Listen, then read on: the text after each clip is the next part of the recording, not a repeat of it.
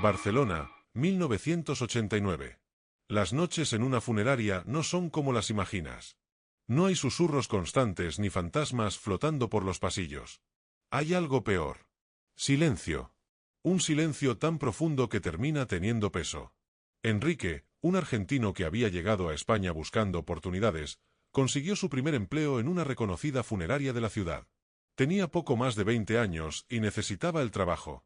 Su turno era de 7 de la tarde a 3 de la mañana. Nunca le gustó ese horario, pero pagaban bien y no hacía demasiadas preguntas.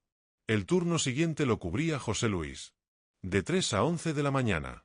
Un hombre callado, de mirada hundida y voz grave. Era el cuidador nocturno. El que siempre se quedaba solo con los cuerpos cuando la ciudad dormía. Enrique decía que José Luis tenía algo extraño, no siniestro, pero sí distinto.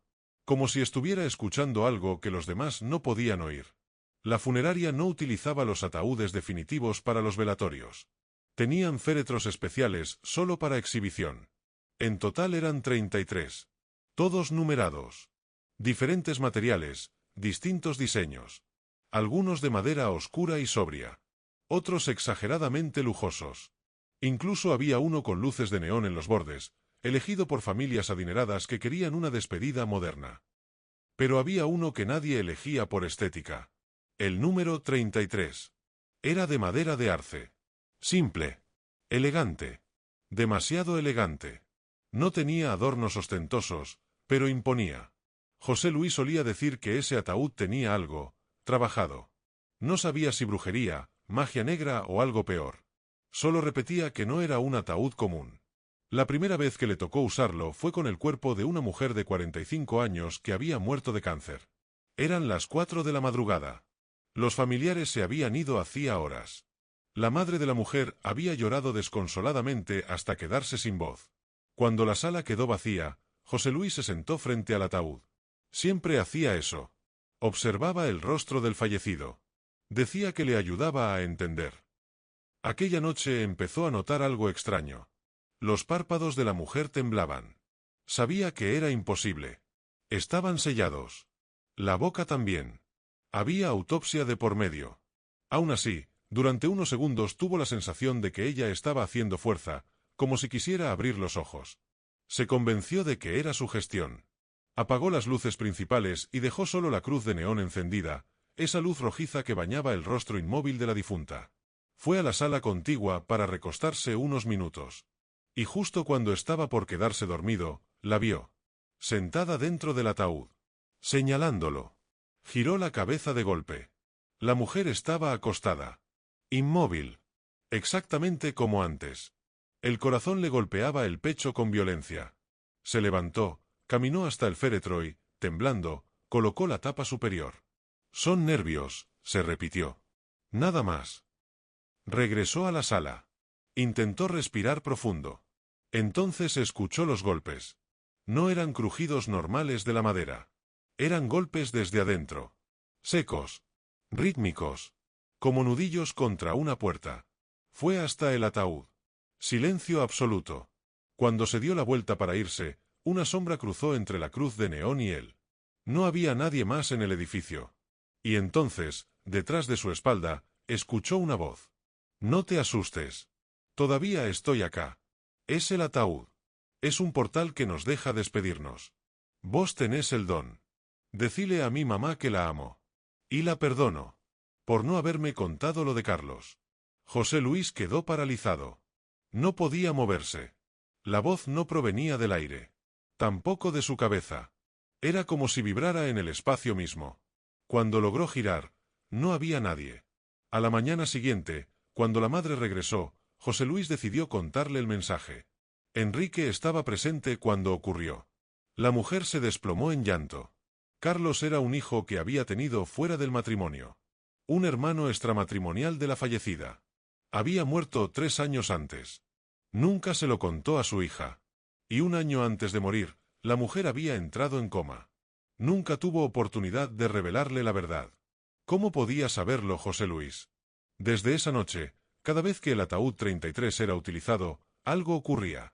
A veces escuchaba frases. Otras veces sentía la necesidad irresistible de escribir palabras que no comprendía. En ocasiones simplemente sabía cosas imposibles.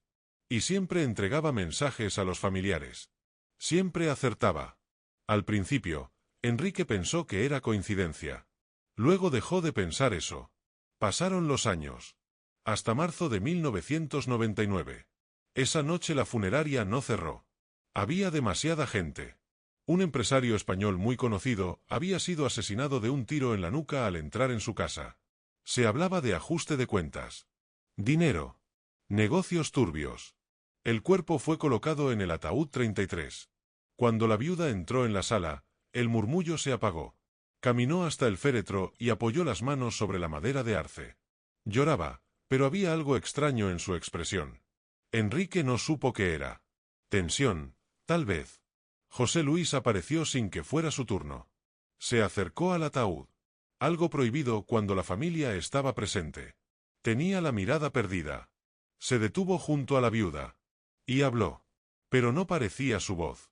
Me mataste vos. Contale a la gente que me mandaste matar. Para quedarte con el dinero. El silencio fue absoluto. Durante un segundo nadie reaccionó. Y entonces José Luis se abalanzó sobre ella con una fuerza que no parecía humana. La tomó del cuello. La arrastró detrás del ataúd. La mujer cayó de una forma antinatural. El cuello se quebró al instante. Los gritos llenaron la sala. José Luis fue reducido, golpeado, arrestado. Las pericias determinaron que sufrió un brote psicótico. Delirio místico. Esquizofrenia tardía. Lo que fuera que sonara lógico. Enrique regresó a Argentina poco después. Nunca volvió a trabajar en algo relacionado con la muerte. José Luis fue condenado y trasladado a prisión. El caso parecía cerrado. Hasta que, años más tarde, se confirmó algo inquietante.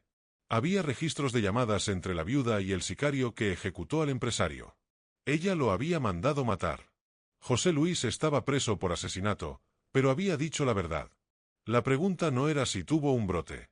La pregunta era cómo lo sabía. Cuando allanaron su casa encontraron algo perturbador. Velas. Muñecos rituales. Figuras talladas. Y ataúdes. Muchos ataúdes en miniatura.